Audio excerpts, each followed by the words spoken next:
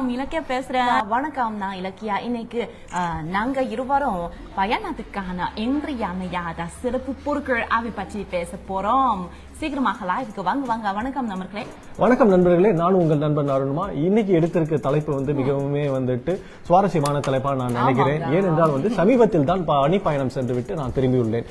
இந்த பணி பயணத்தின் பொழுது எனக்கு பர்சனலா நிறைய பொருட்களை எடுத்து சென்றேன். சின்ன சின்ன பொருட்கள். ஆமாம், சின்ன சின்ன பொருட்கள். ஒவ்வொரு பயணத்தின் போது அந்த பொருட்களை கொண்டு நிச்சயமாக அந்த பொருட்கள் என் கூடவே வரும். முதல்ல நீங்க பகிர்ந்து கொள்ளுங்க, என்னென்ன பொருட்கள்? முக்கியமா எனக்கு தூங்கும் உடை அந்த உடை தூங்கும் படுக்கையில் எந்த உடை, பஜாமாஸ் சொல்லலாம் அல்லது லுங்கி சொல்லலாம், இது போன்ற அல்லது ஷார்ட்ஸ். லுங்கி மீன்ஸ் அந்த பாவாடை போன்று அது தமிழர்களின் பாரம்பரிய ஒரு வகை ஆடை. ஆமாம் ஆமாம். இது ஏனென்றால் அதை அணிந்தால்தான் தூக்கமே வரும், இல்லை என்றால் தூக்கம் வராது. அது உங்களை பொறுத்தவரை அந்த லொங்கி ஒரு வகை இந்த தூக்க மருந்து மாதிரி கிட்டத்தட்ட. ஆமாம், அது அது அது இருந்தால் சில பேருக்கு பொம்மை பக்கத்தில் வைத்துக் கொள்வார்கள், சில பேர் தலையணை வைத்துக் கொள்வார்கள். அது போன்று இது நான் ரொம்ப பெருசு. எப்படி நமக்கு நீங்க பயணம் மேற்கொள்ளும் போது என்னென்ன சிறந்த பொருட்கள் கொண்டு போவீங்க, எடுத்து செல்வீங்க, அது பற்றி எங்களுடன் பகிர்ந்து கொள்ளுங்க. சரிங்க, அடுத்து நான் ஒரு பொருட்கள் நிச்சயம் இன்ஹேலர். நமக்கு இது நான் தாய்லாந்திலிருந்து வாங்கிய ஒரு பொருள், ரொம்ப பயனுள்ள பொருள். என்னன்னா எனக்கு காரில் பயணிக்கும் போது இந்த கடுமையான கார்சிக் அசௌகரியம் ஏற்படும். அதனால இந்த இன்ஹேலர் சுவாசிக்கும் போது ஃப்ரெஷ்ஷான இந்த காற்று ஏற்படாமல் இருக்கும் இந்த வாசனை வரும். சோ நிச்சயம் தலைவலி நீக்கப்படும். இந்த தலை சுற்றல், இந்த வாந்தி எடுக்கும் உணர்வு நிச்சயமாக.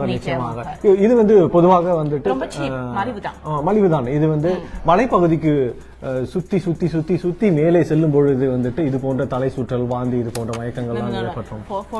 என்னை பொறுத்தவரை காரில் நுழைந்த உடனே இந்த அசௌகரியம் ஏற்படும். பல மக்கள் அவங்க கப்பல் மூலம் பயணிக்கும் போது இதே மாதிரி அசௌகரியம் ஏற்படும் இல்லையா?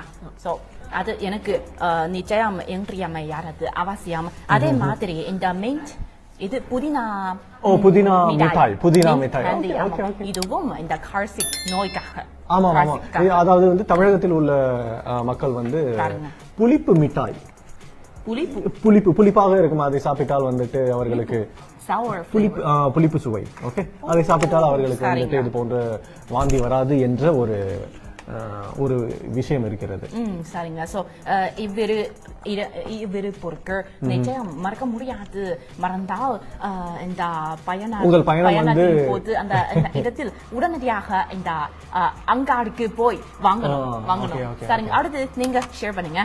அடுத்து முக்கியமா இது போன்ற டைரி எடுத்து சொல்றேன். இது போன்ற டைரி.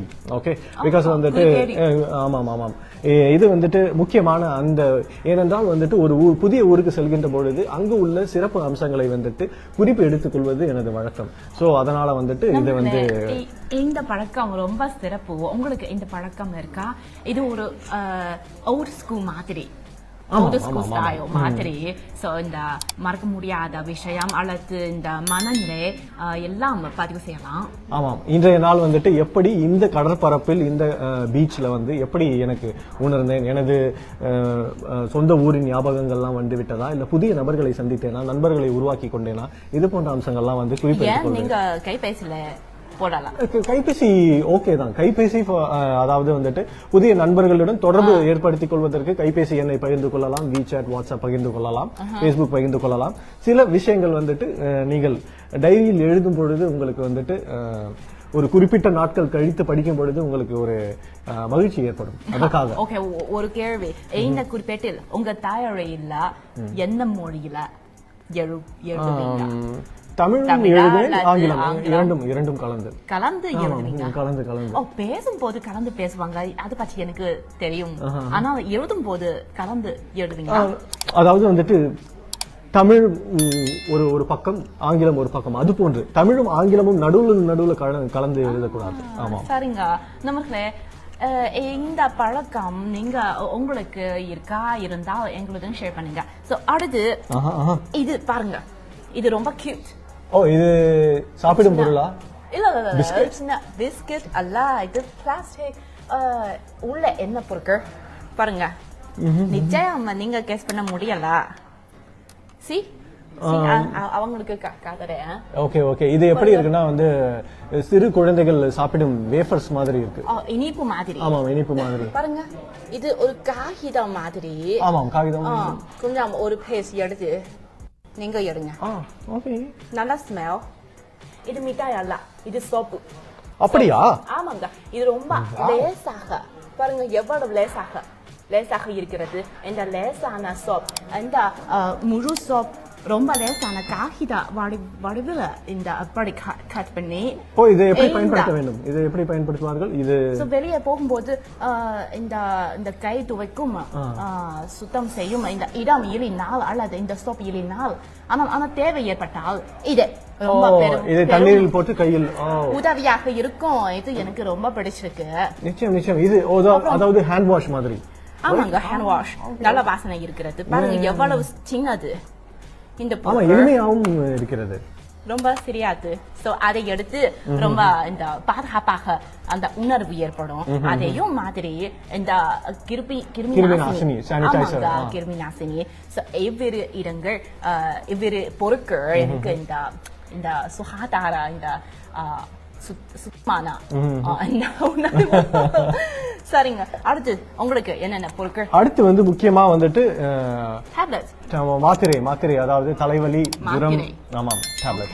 ஓகே, சோ இது மருந்து எடுத்து செல்வேன். இது நிச்சயமாக வந்துட்டு புதிய இடத்துக்கு போகும்பொழுது அசௌகரியம் ஏற்பட வாய்ப்பு இருக்கு.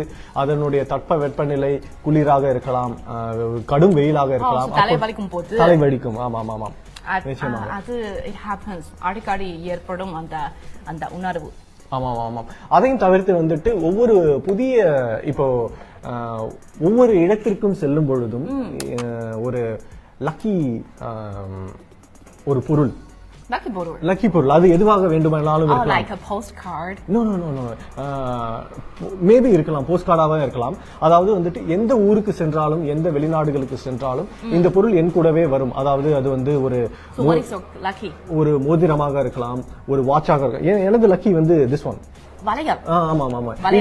ஆமா, வளையல் சொல்லலாம், காப்பு அல்லது வளையல் என்று சொல்லலாம். வெள்ளி காப்பு. இது வந்து இது என் கூடவே இருந்துச்சுன்னா நான் வந்து பாதுகாப்பாக அல்லது உணர்வேன், பாதுகாப்பாக அல்லது கடவுள். அப்புறம் இது என்னோட இதுதான். ஓகே, அடுத்து இந்த தலைவலியை குறிப்பிட்டீங்க.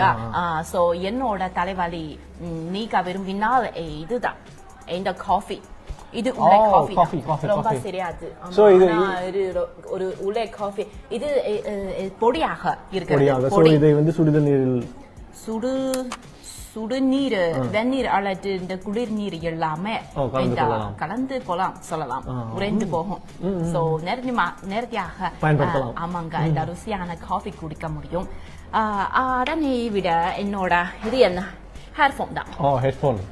இந்த ஹேர்போன் போது விமானம் மூலம் பயணிக்கும் போது இதே மாதிரி இந்த பொருட்கள் அதிகமாக யூஸ் பண்ணிருக்கேன். சோ இந்த காட்டிங் இந்த அசௌகரியத்தை குறிக்க உதவியாக இருக்கும். சோ நாங்க இருவரும் ஒரே இடத்துக்கு போகலாம்.